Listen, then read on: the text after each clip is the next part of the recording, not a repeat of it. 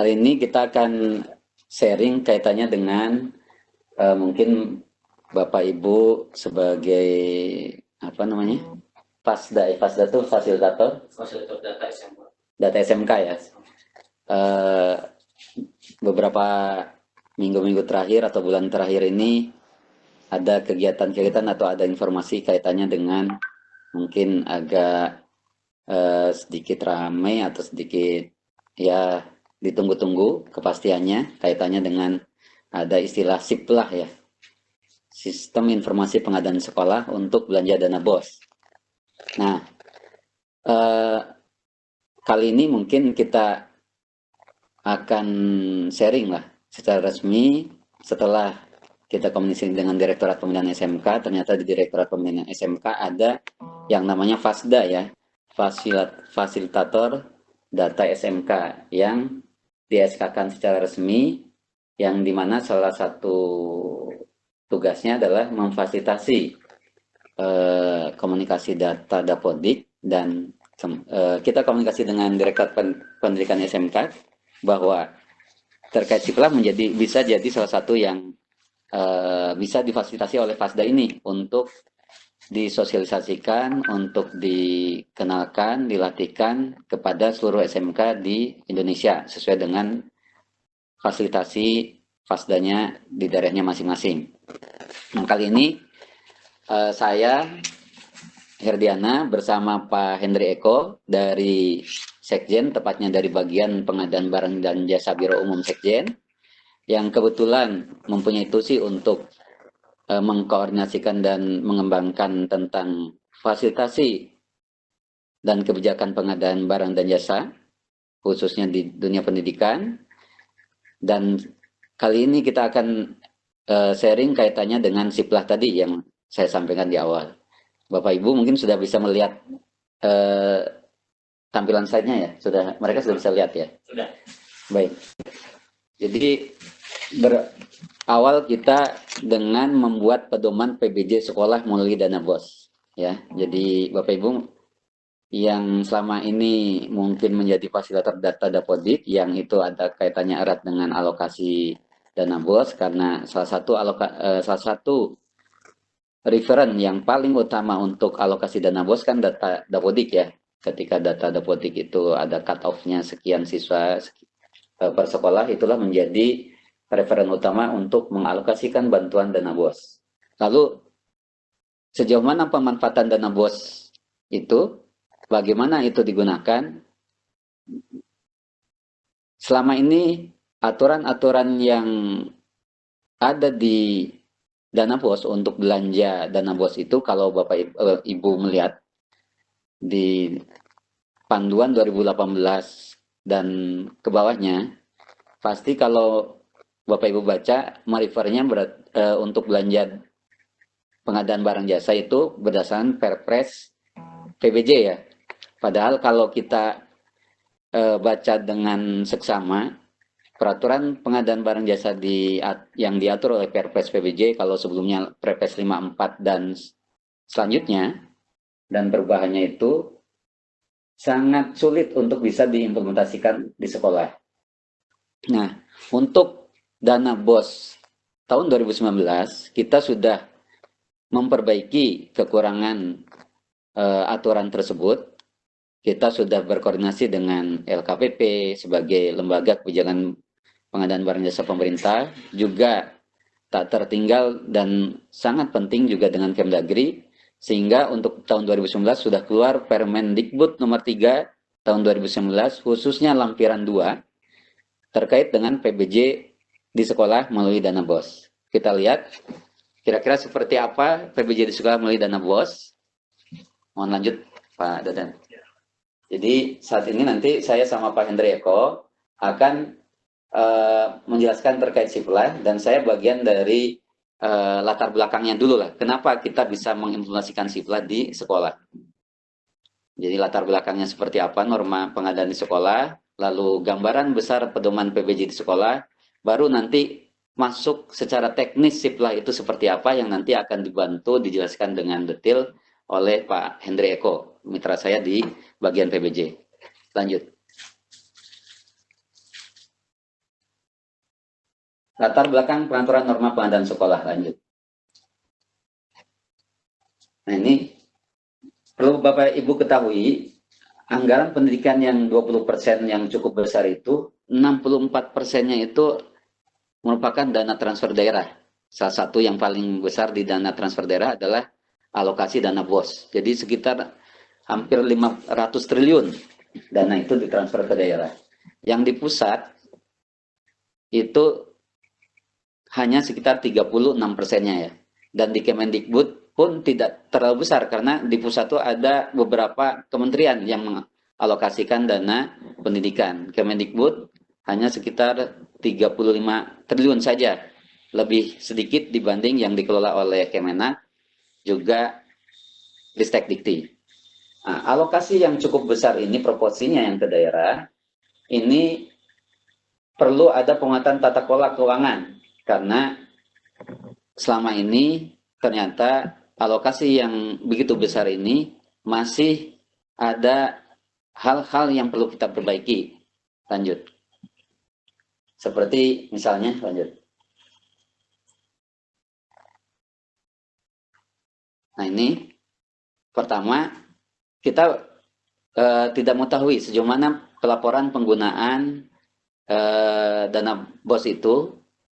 Selama ini mungkin Bapak Ibu sudah membantu sekolah-sekolah untuk melaporkan dana BOS, tapi masukkan laporan yang ke kami. Di slide ini kelihatan bahwa pada umumnya di bawah 50%, kecuali tahun 2016 ya, sudah lumayan 59%. Dan itu pun kalaupun misalkan masuk yang 59%, datanya tidak begitu detail, hanya alokasi yang cukup alokasi besaran sejauh mana dana BOS digunakan. Kita di dunia pendidikan sempat dapat masukan yang cukup bagus dari Bu Menteri Keuangan yang saat itu Bu Menteri menanyakan ke kita, sejauh mana nih penggunaan dana BOS, sejauh mana efektivitasnya.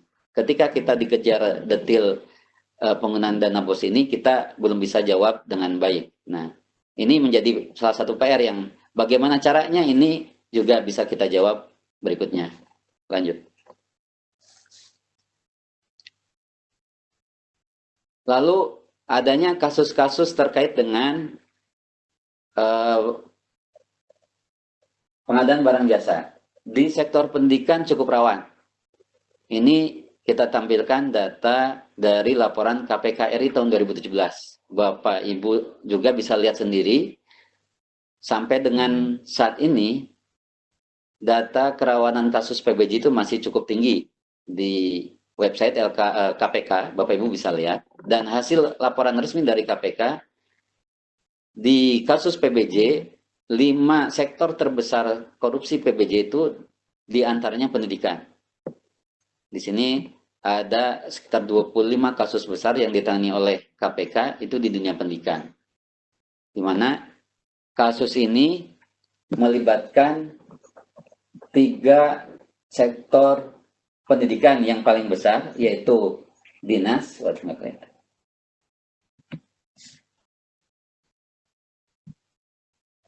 dinas pendidikan dan sekolah. Artinya ini dinas pendidikan dan sekolah ini sebagai sektor yang paling besar mengalami kasus PBJ ya. Sehingga ini kita perlu ada perbaikan di sisi ini. Bagaimana caranya bahwa kasus-kasus pendidikan ini bisa berkurang. Lanjut.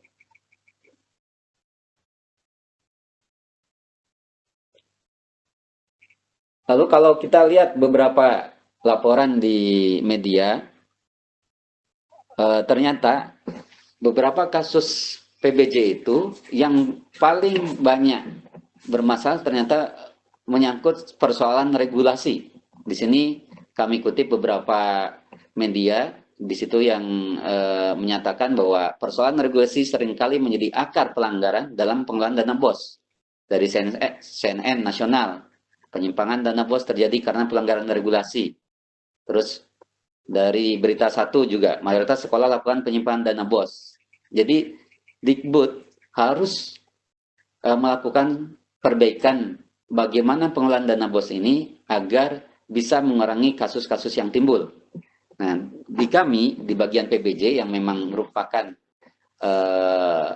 satker yang punya tusi untuk membuat kebijakan PBJ, baik khususnya untuk satker di lingkup Kemendikbud dan juga untuk dunia pendidikan pada umumnya, kami coba di tahun 2018 ini mengkaji bagaimana membuat pedoman PBJ sekolah yang agar bisa sesuai dengan organisasi sekolah sehingga sekolah tidak menjadikan timbul masalah ketika pembelanjaannya. Nah, Bapak Ibu, kalau di dunia PBJ ada peraturan baru namanya Perpres 16 2018. Kalau sebelumnya Perpres 54 yang sudah diubah berapa kali itu sudah tidak digunakan lagi dan sudah tidak berlaku sejak diundangkannya Perpres 16 2018 terkait pengadaan barang dan jasa sekolah.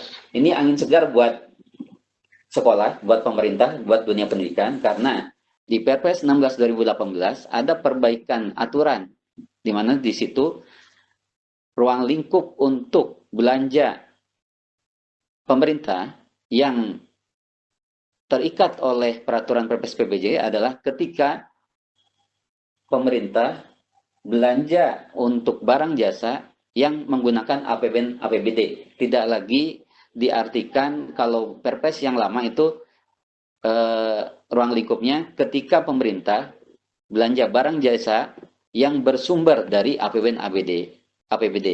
Apa maknanya?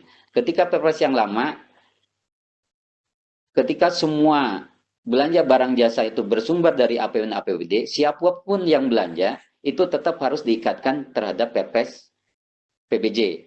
Tapi kalau Perpres yang baru ini, yang diikat atau yang terkena Perpres PBJ adalah hanya lembaga pemerintah yang menggunakan APBN. Apa itu maknanya? Adalah ketika yang belanja itu adalah yang memegang DIPA. Kalau di pusat, di KL, di Kementerian Lembaga, DIPA atau RKKL, atau DPA kalau di daerah. Ketika anggaran itu sudah dialihkan dan dibelanjakan bukan oleh Satker sebagai pemegang DIPA atau DPA-nya, maka menurut LKPP, menurut Perpres 1618 tidak lagi terikat dengan Perpres 1618. Oleh karena itu perlu ada pengaturan ketika ada anggaran, contohnya bos, yang kita sudah duduk bareng dengan LKPP, dengan Dagri, bahwa ini sudah dilepas dari DIPA atau DPA-nya, tanda petik, sehingga perlu pengaturan khusus yang bisa sesuai dengan organisasi sekolahnya, yang bisa sesuai dengan kesesuaian dengan SDM yang ada di sekolah. Lanjut.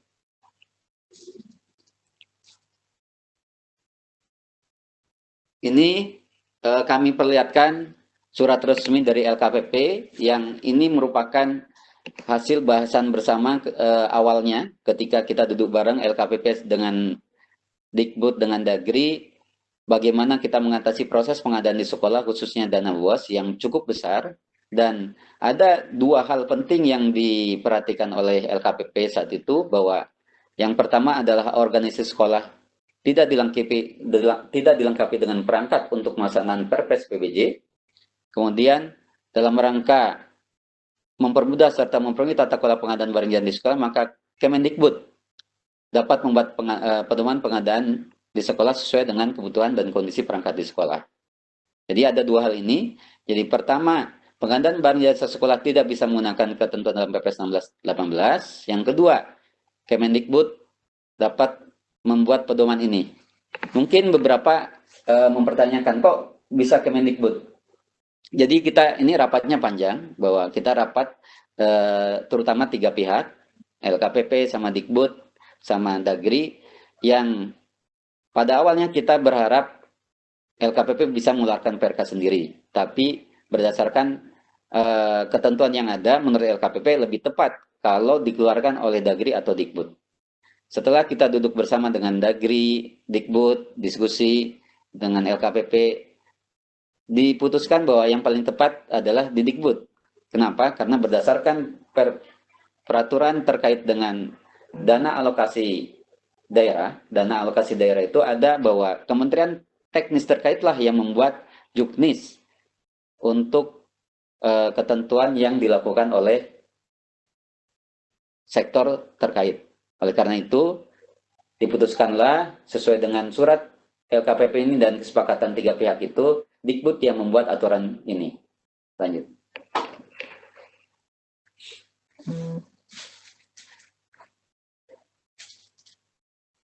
Jadi dalam rangka menindaklanjuti angka 2 dan 3 di atas, kita duduk bareng lah dengan LKP dan Dagri untuk membahas aturan bagaimana kita membuat Permendikbud untuk mengatur pengadaan barang dan jasa di sekolah. Jadi keluarnya Permendikbud nomor 3 2019 itu khususnya lampiran 2 terkait dengan PBJ di sekolah itu merupakan rumusan bersama antara Dikbud, Dagri, dan LKPP. Bukan berarti Dikbud memutuskan sendiri.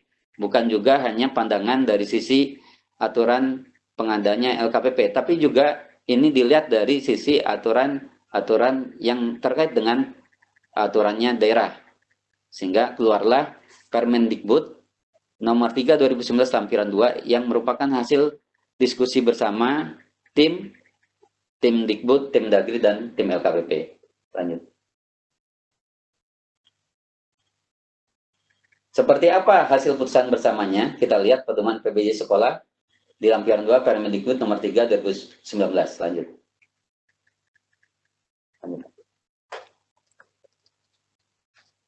Nah, tujuan dan prinsip PBJ sekolah. Ini Bapak Ibu sudah bisa, mungkin kalau yang sudah download ya, sudah baca lampiran 2 Permendikbud 3 2019, bisa terlihat di situ ada 6 tujuan PBJ sekolah. Pertama, mendorong transparansi dengan penyediaan dan keterbukaan informasi dan atas rincian transaksi belanja. Kemudian melindungi dan memberikan rasa aman bagi pelaku dan penanggung jawab. Memperbaiki kualitas PBJ sekolah, meningkatkan pertanggungjawaban belanja, mengurangi potensi dan ruang untuk kecurangan dan penyalahgunaan kewenangan, dan mempermudah dan menyederhanakan kewajiban pelaporan oleh sekolah. Jadi ini prinsip-prinsip yang kita masukkan, yang merupakan hasil dari diskusi bersama dengan Dagri dan LKPP untuk membantu proses pengadaan di sekolah lebih baik. Lanjut.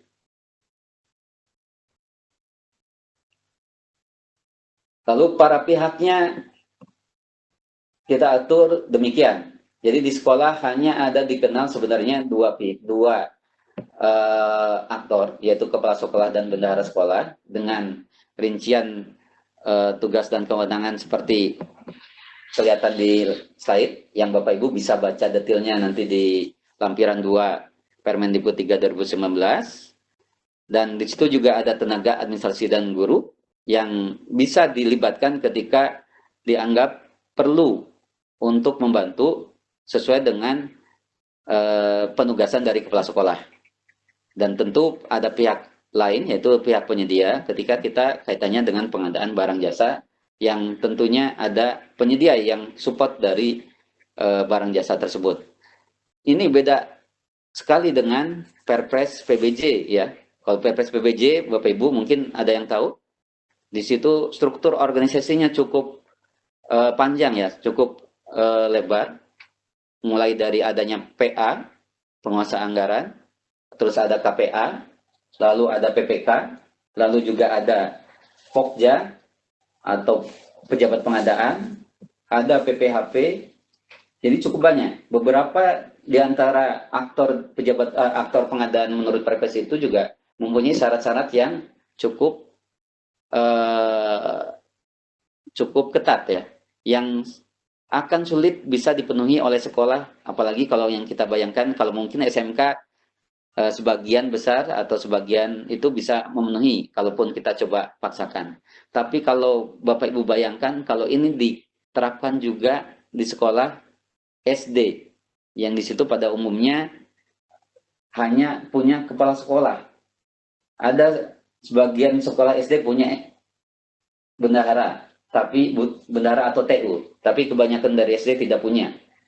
Kebayang kalau itu diwajibkan punya struktur organisasi pengadaan seperti yang ada di Perpres PBJ ya. Oleh karena itu, ini kami harap dapat dimanfaatkan sebaik-baiknya karena kami memandang ini sangat membantu proses pengadaan barang dan jasa di sekolah, di mana hanya dua aktor inilah yang perlu terlibat, khususnya terkait dengan belanja dana BOS, yaitu kepala sekolah dan bendahara sekolah, dan aktor penyedia yang memang kita perlukan untuk support dari barang atau jasa yang kita butuhkan. Lanjut. Tahapan PBJ di sekolah seperti apa? Cukup simple dibanding kalau dengan Perpres PBJ. Jadi secara umum ada 3 tahapan besar. Dari pertama persiapan. Jadi persiapan itu kalau belanja barang tentu Bapak Ibu harus tahu kan barang apa yang akan dibelikan. Ya disiapkan. Kita mau beli komputer, mau komputer seperti apa? Tentu kan kita harus tahu mau beli apa. Beli komputer ya. Komputer spek seperti apa? Ya kita harus buat dulu. Itulah yang dimasuk tahapan persiapan. Dan saya yakin tahapan ini semua sekolah pasti sudah melakukan. Tinggal bagaimana kita menyiapkan administrasinya lebih baik lagi. Dan di situ ada diatur, dipisahkan mana yang harus ada administrasi yang lebih lengkap, mana yang tidak perlu merepotkan sekolah administrasinya. Contoh, pembuatan spesifikasi teknis yang tertulis dengan baik itu untuk nilai pengadaan lebih dari 10 juta perlu dibuatkan. Tapi kalau pengadaan yang sedikit-sedikit, yang penting sudah ada kebutuhannya jelas sesuai dengan kebutuhan sekolah yang biasanya ada di RAB-nya sekolah, ya silakan bisa belanja tanpa harus ada dokumen spek khusus.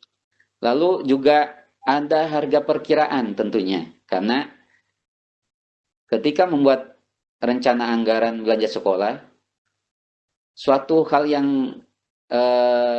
tidak mungkin kalau dilakukan ketika kita belum tahu harga perkiraan barang yang akan kita beli kan. Pasti sekolah sudah membuatnya itu. Tinggal bahwa perkiraan yang selama ini sudah dipakai untuk membuat rencana anggaran belanja sekolah itu didokumentasikan dengan baik menjadi harga perkiraan ketika mau belanja pengadaan terkait. Lalu proses pemilihan, ketentuan penyedia diutamakan kepada UMKM ya, yaitu penyedia mikro, kecil, dan perlu memiliki NPWP karena ini menjadi program nasional untuk bagaimana mendukung keberhasilan pemerintah khususnya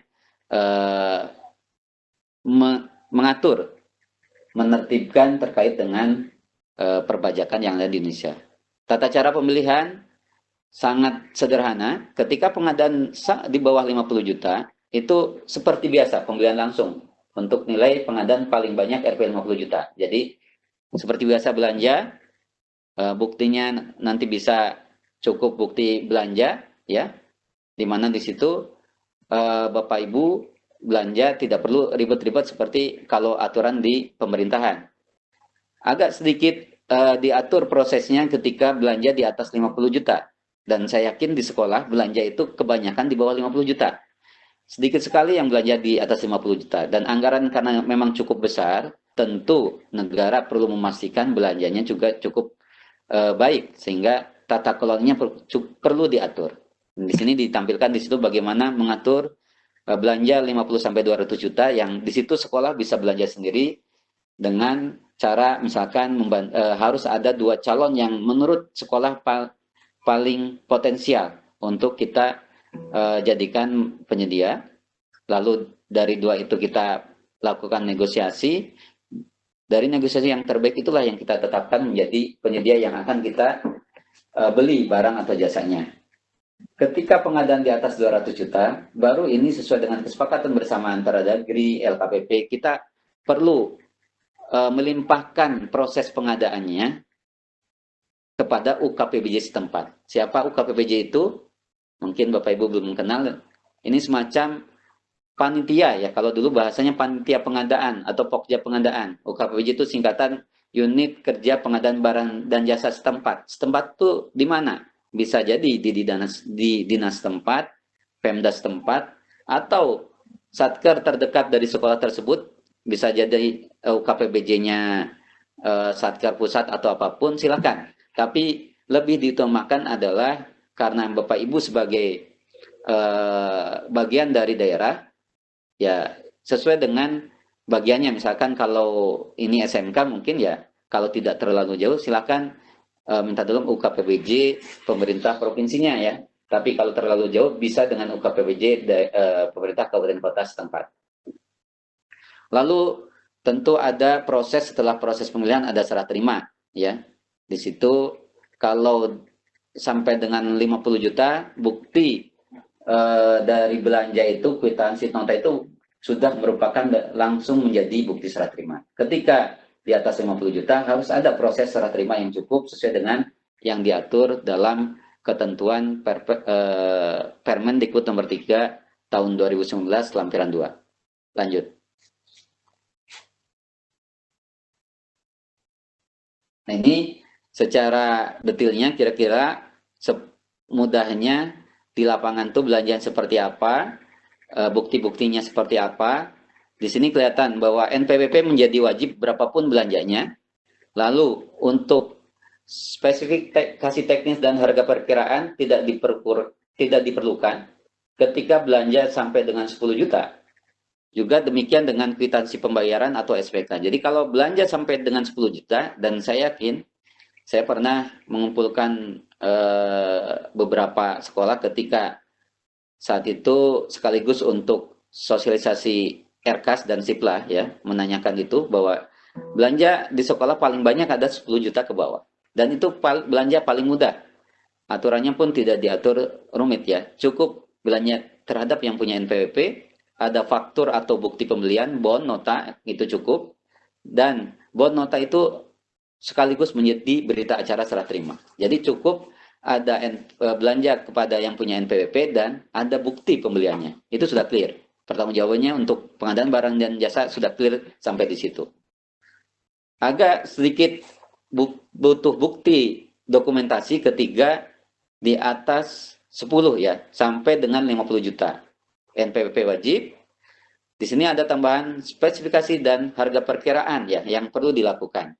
Dan kalau belanja di atas 10 juta sampai 50 juta, bukti belanjanya itu berupa kwitansi pembayaran ya. Berita acara serah terima juga perlu dibuat.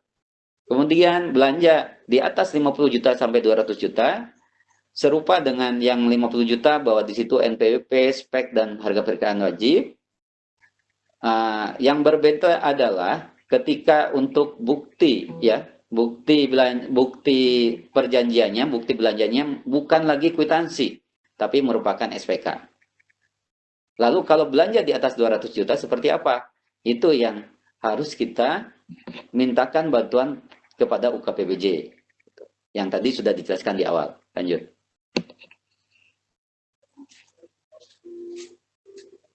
Nah, berdasarkan aturan-aturan tersebutlah, kalau Bapak Ibu baca ya di Permendikbudnya itu, kita itu membuka proses pengadaan barang dan jasa itu ada dua pola, luring dan daring. Luring luar jaringan, daring dalam jaringan. Kalau bahasa yang mudah dikenalnya kan selama ini pakai bahasa asing ya, offline, online ya. Dan itu sudah kita atur di Permendikbud 3 tersebut. Dan kita melihat bahwa dengan perkembangan teknologi, dengan perkembangan zaman sekarang, dengan banyaknya proses belanja secara daring itu ternyata membantu banyak pihak. Dan inilah yang kita coba kembangkan terus. Dan sekarang kita sudah siap dengan yang namanya SIPLA, Sistem Informasi Pengadaan Barang Jasa di Sekolah, yang diharapkan dengan menggunakan SIPLA ini banyak hal yang dapat membantu proses belanja di sekolah. Nanti untuk terkait SIPLA ini akan dijelaskan oleh Pak Hendreko. Namun sebelum itu perlu Bapak Ibu ketahui bahwa tidak hanya di sekolah yang kita prioritaskan, pemerintah sangat menekankan tentang belanja daring ini. Kalau Bapak Ibu mau baca Perpres 1618 ya, tentang belanja pengadaan barang jasa pemerintah itu, ada pasal 69, itu menuntut semua jenis proses belanja pengadaan barang jasa pemerintah itu melalui sistem elektronik, jadi secara daring. Dan di situ juga ada ayat keduanya mengatakan bahwa pemerintah segera dituntut untuk mengembangkan marketplace dan toko daring ya. Jadi online shop. Jadi pemerintah akan mempunyai marketplace atau online shop di pasal 69 itu. Nah, Sipla ini jadi merupakan salah satu bentuk marketplace atau toko daring yang kita kembangkan untuk memfasilitasi belanja sekolah yang menggunakan dana BOS. Nah, untuk penjelasan lebih lanjut terkait Sipla, kami persilakan Pak Hendri Oko untuk menjelaskannya. Silakan Pak Hendri Oko.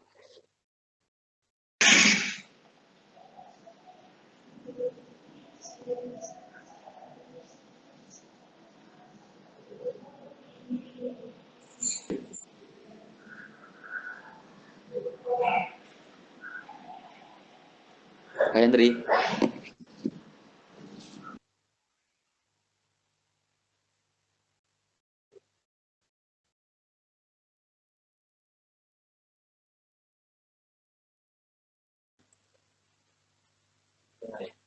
Katanya dia nggak dengar suara saya tadi.